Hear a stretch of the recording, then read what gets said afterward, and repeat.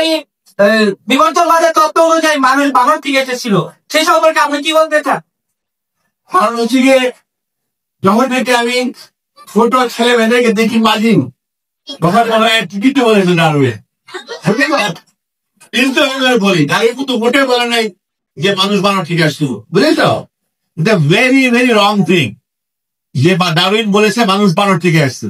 Darwin যেটা বলেছেন সেটা হচ্ছে গিয়ে বিবর্তনের থ্রু একটা প্রাণী জন্ম নিয়েছে, সেই প্রাণীর একটা ব্রাঞ্চ হয়েছে মানুষ, একটা ব্রাঞ্চ হয়েছে শিম্পাঞ্জি, একটা ব্রাঞ্চ হয়েছে ওরাংউটাং, আর একটা ব্রাঞ্চ হয়েছে গরিলা, বুঝেছ?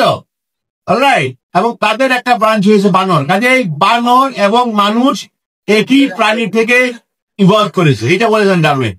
এবং একবার পৃথিবীর সমস্ত সায়েন্টিস্টরা মিলে ওনারা একটা জরিপ করলেন যে এখন পর্যন্ত পৃথিবীতে যত সায়েন্টিফিক থিওরি আছে তার ভিতরে সবচেয়ে ভালো সায়েন্টিফিক থিওরি কোনটা।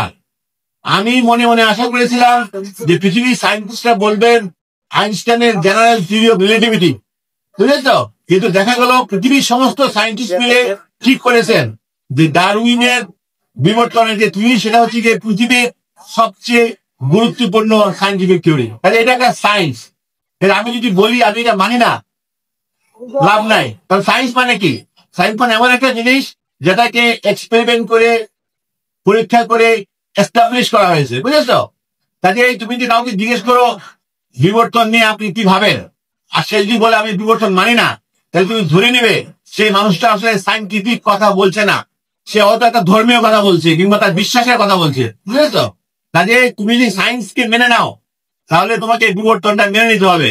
কারণ বিবর্তনের পক্ষে অনেক সায়েন্টিফিক এক্সপেরিমেন্ট করা হয়েছে এবং সায়েন্টিফিক প্রমাণ আছে, বুঝেছো?